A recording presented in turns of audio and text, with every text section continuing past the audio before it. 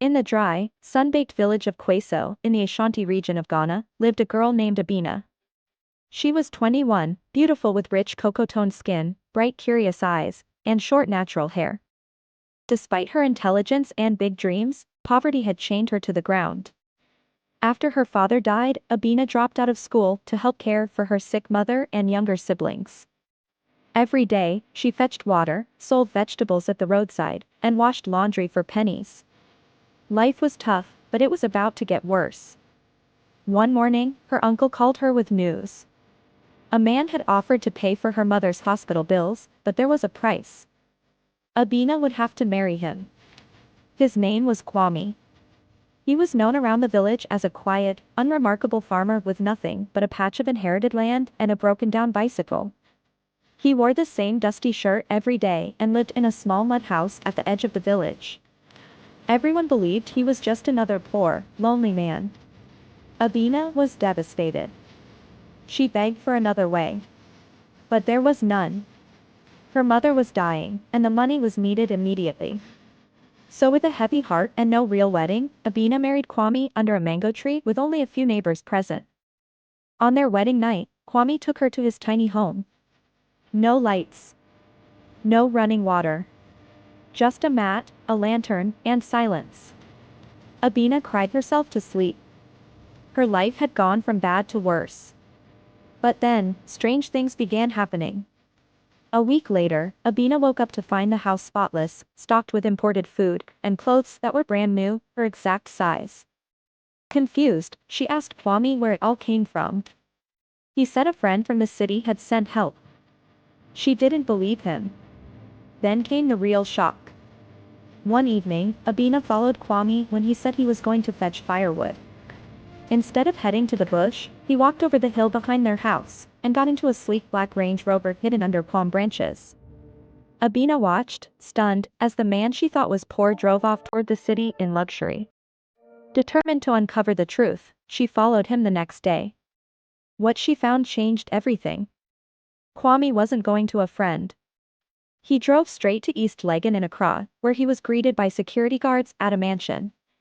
Abina snuck in through a side gate and saw him walking confidently into an office building labeled Agumen Tech Holdings. Kwame was a CEO. A billionaire. She learned from a cleaner at the building that Kwame had built and sold a successful tech company in the U.S., returned to Ghana, and had been hiding his wealth to find a woman who loved him for who he truly was, not his money. Abina was shocked and furious. When she confronted him that night, he finally confessed. "I needed someone real," he said. "Someone who wouldn't be with me just for wealth. I chose this village and you because your spirit stood out." Abina didn't know whether to scream or cry. But she stayed. Not because of the money, but because she saw something deeper in Kwame. Things changed fast. Within a month, they moved into a luxurious East Legon mansion.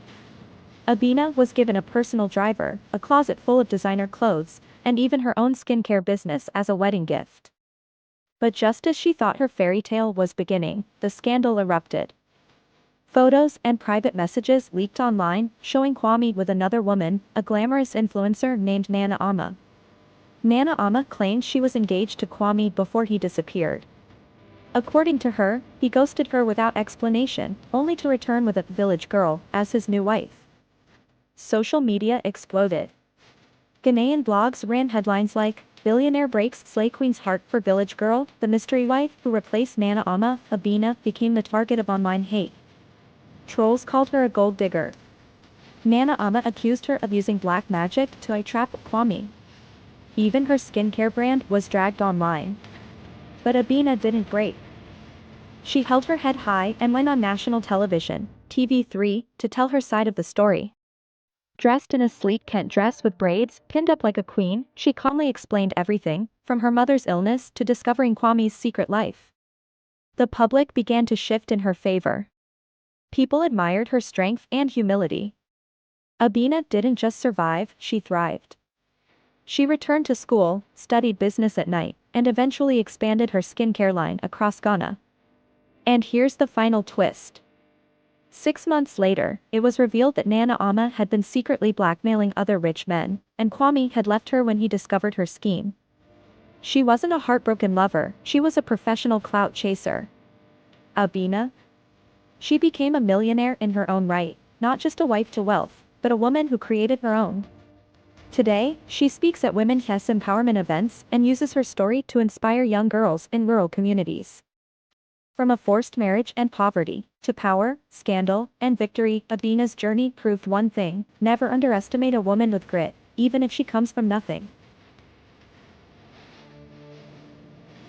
Outro for YouTube narrator. If you enjoyed this story, like and subscribe for more juicy, true life dramas set right here in Ghana.